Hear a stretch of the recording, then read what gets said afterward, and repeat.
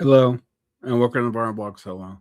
Today I'm going to talk about path dependency and left-wing strategy, focusing again on the DSA, where I am a member, but also I'm going to bring up other examples so you understand how this may affect what you are doing. To analyze left-wing strategy and Marxian strategies to form path dependency, particularly in the terms of DSA, but also in terms of other sects like PSL, the RCI, and in terms of trying to port over prior revolutionary strategies like 1917 or 1914 or pick your 1921, pick your poison, 1947. You're going to have a bunch of things that it causes path dependencies on and also limitations that come from this. So one must look at how early decisions regarding engagement, the U.S. electoral system, the history of the left, tie one to certain things that it becomes increasingly costly to exit or to even think beyond, even when it produces increasingly suboptimal results, which can result in things like fluctuations in support or even eventually crashing in support. Like right now, the DSA is growing, but there's, as I've said, there are more ex-DSAers in the left than DSAers. For every 2 DSAers I meet, I know 3 or 4 who've left.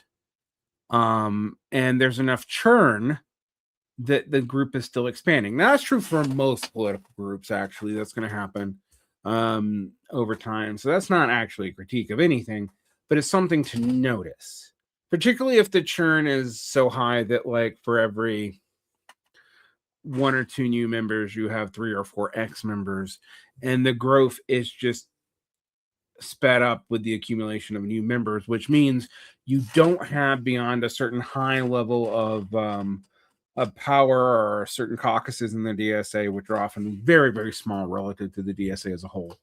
Like, for example, in my chapter, I don't know how many people we have, but it's a few hundred. There are only 3 caucus members, period. And I imagine the ratio is like that because caucuses, while super influential to the NPC and etc., are not entirely formal legal units within the DSA itself. Anyway, which has also become a problem because it's been these ideological quasi-sect-like formations that caucus over, different visions for the program that are the organizational capacity beyond the chapter, often bridging chapters to regions and to the national, that actually end up doing a lot of the work within the organization because there's organizational levels that don't exist. And there's all kinds of reasons why those organizational levels may make people uncomfortable or not exist, but it's something that you should think about when trying to deal with coordination. All right.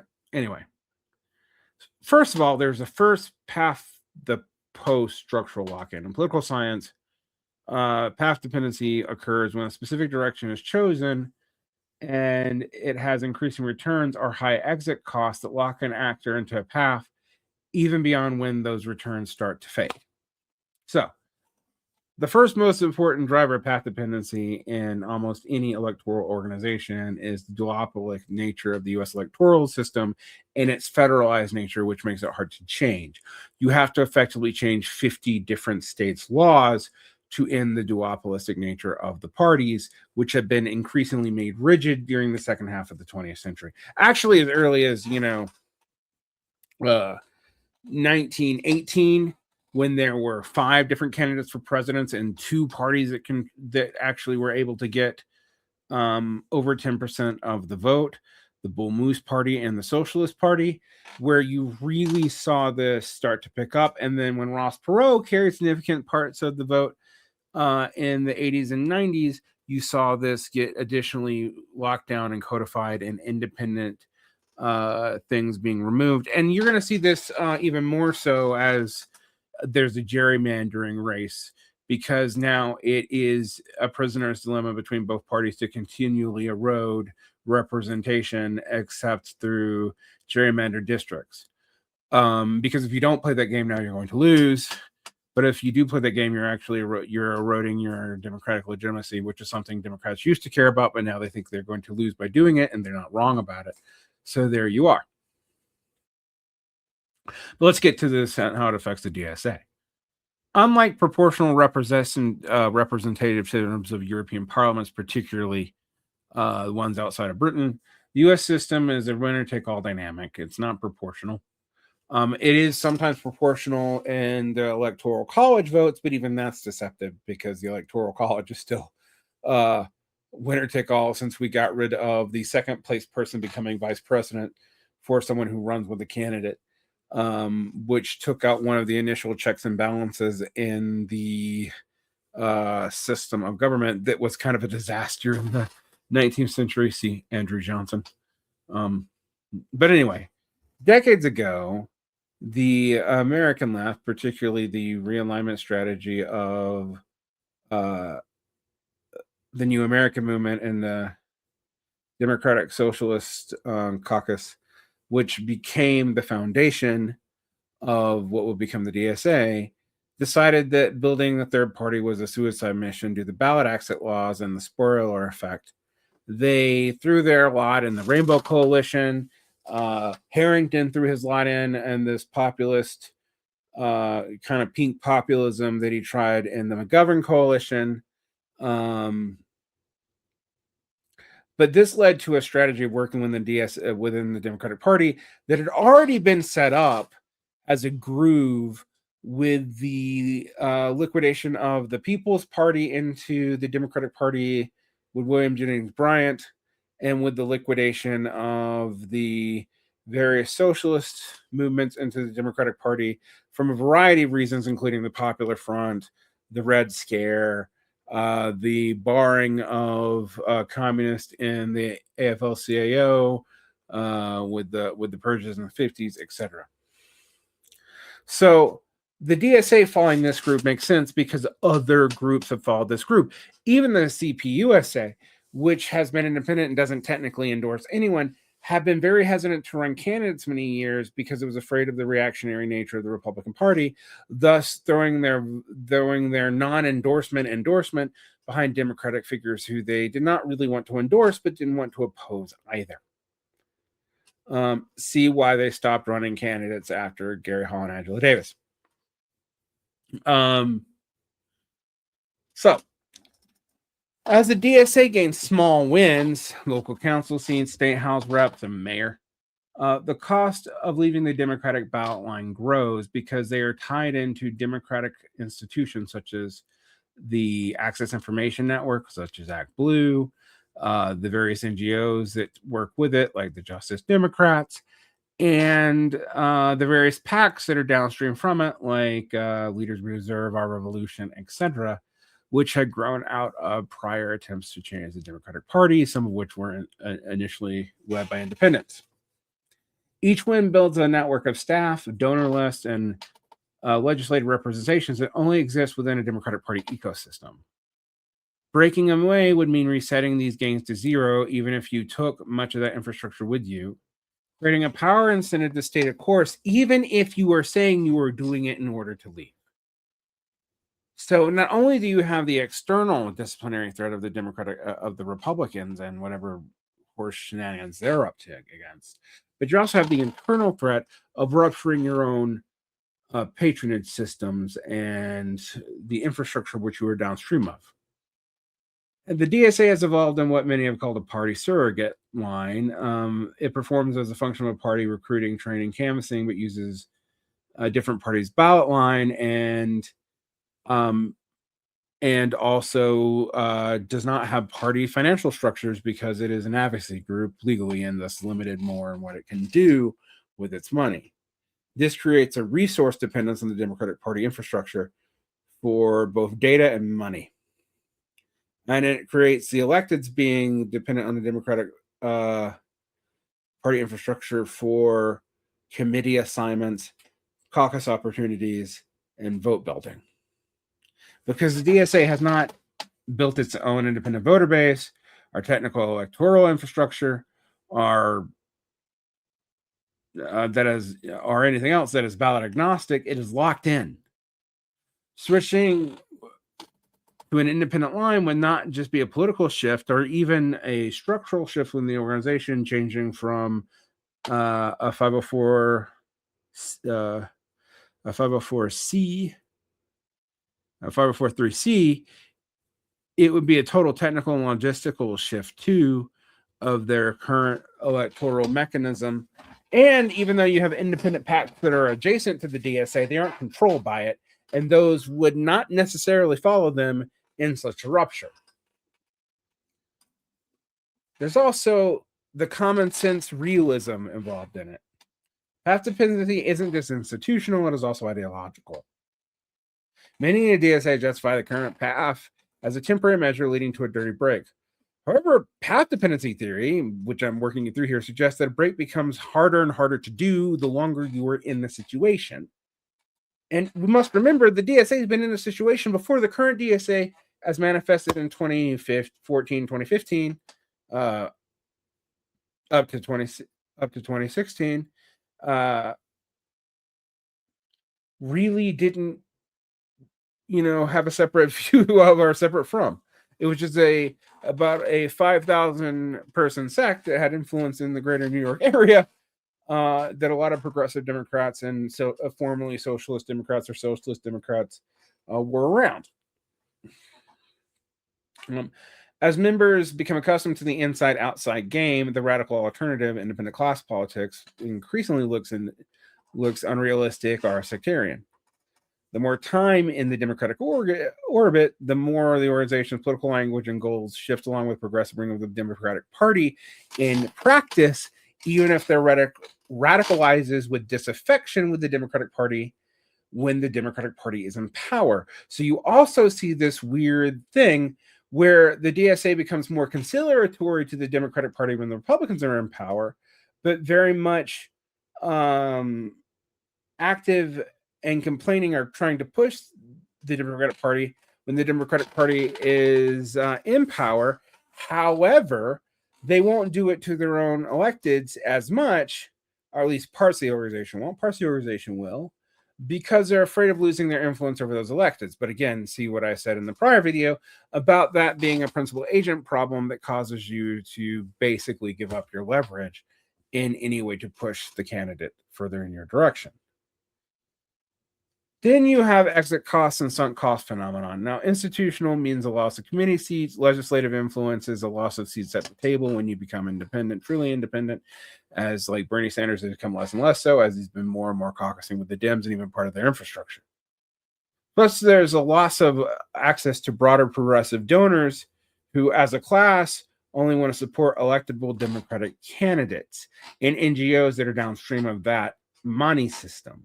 If you become dependent on that to be part of the way that you can aid or discipline electeds, which we're not even really able to do, but if you were, you still are tied into that infrastructure, even if you are leaving an insurgent wing within it.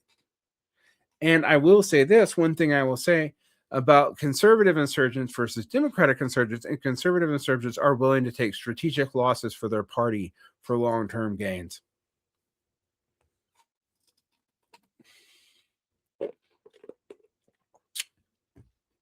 Alienation from established labor unions and NGOs that are structurally tied to the Democratic Party will also be a reason for a lot of the DSA who are often staffers in both of these types of organizations, but not necessarily rank and file members of these types of organizations, because they're often working in areas that are not unionized, and that's not even their fault.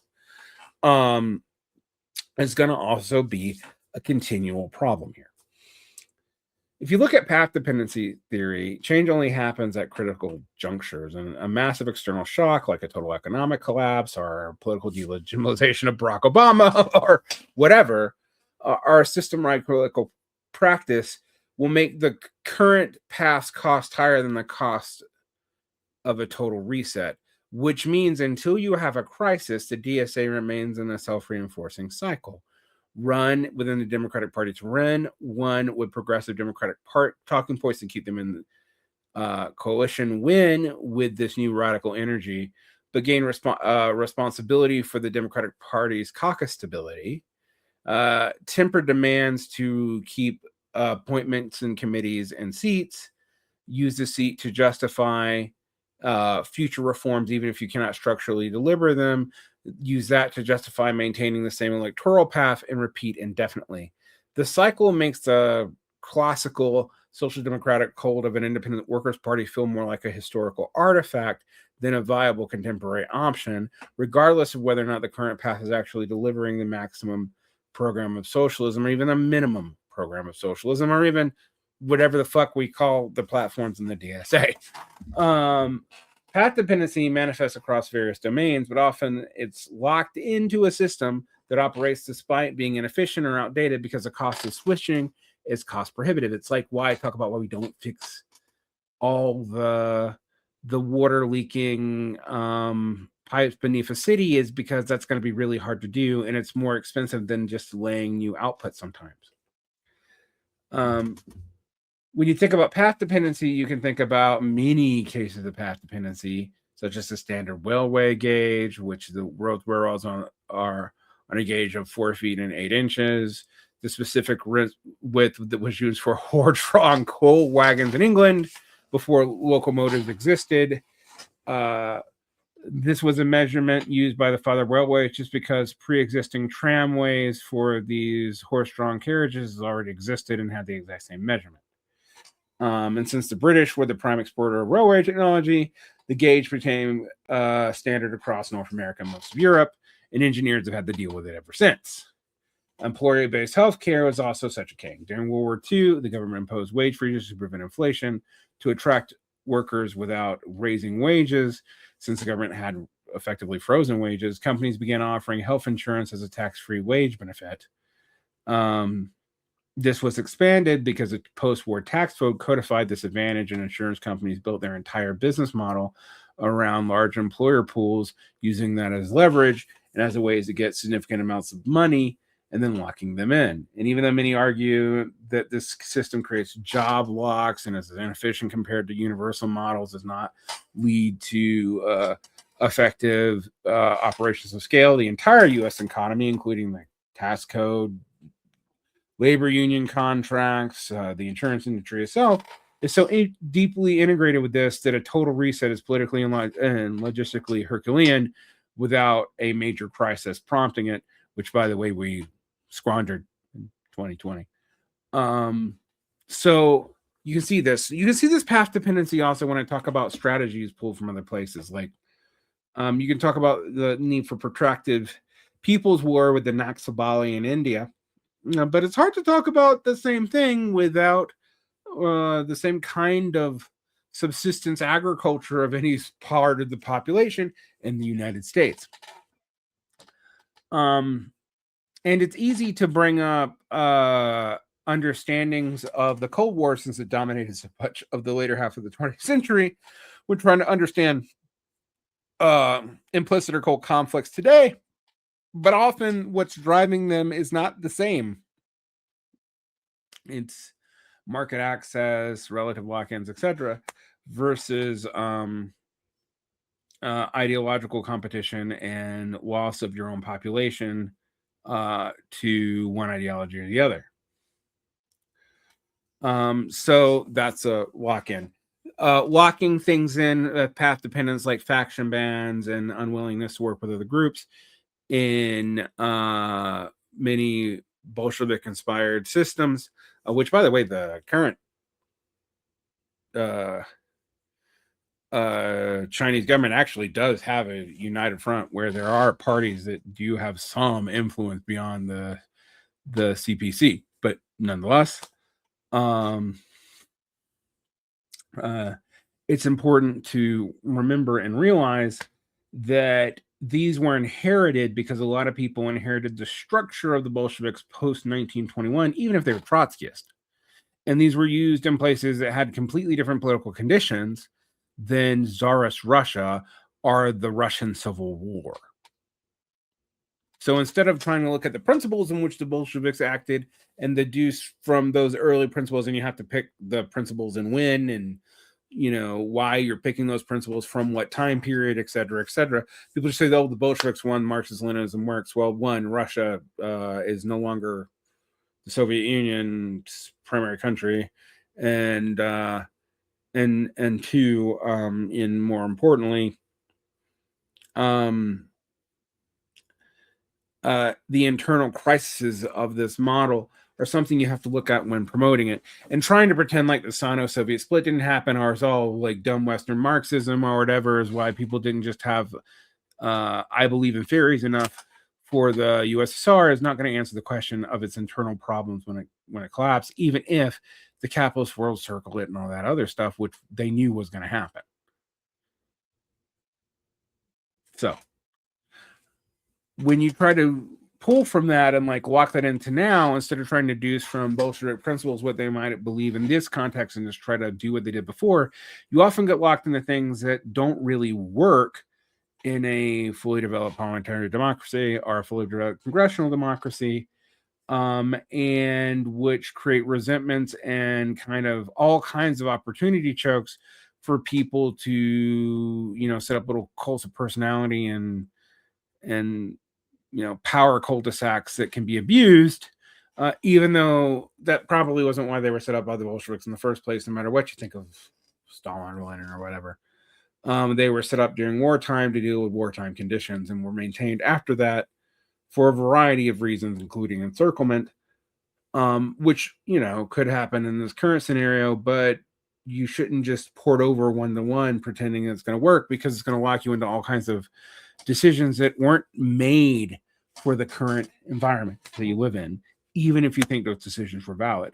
And I think we should go back and forth on whether or not we think all those are valid. I don't think any of this is non-debatable, but it's something you should look at. And on that note, I'm going to stop our little series here and talk about all these ways in which you can start thinking about how to apply this to different groupings and what limitations it leads you to. I think a lot of the way we talk about socialism in general has actually become path dependent on prior things. I believe that the way we do protests are path dependent on the protests of the 60s, which arguably didn't even work then, but would have less mechanisms to work now, as you don't have a conscript army in the same degree. You have more and more removal of foreign policy out of the hands of Congress by Congress's own abnegation, and you have a non-responsive executive anyway. So protesting for moral signaling might be important for building solidarity or getting people to work together, but it's not going to do anything with a strategic political goal.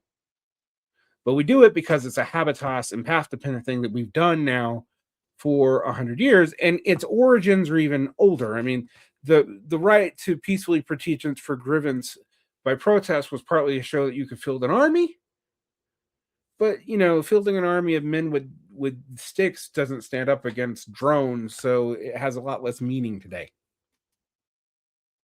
And on that note, we're going to stop. Protect your peace. Like and subscribe. Hit the bell. You can find more behind the Patreon wall. Look up Varnblog or anything in the show notes. Have a great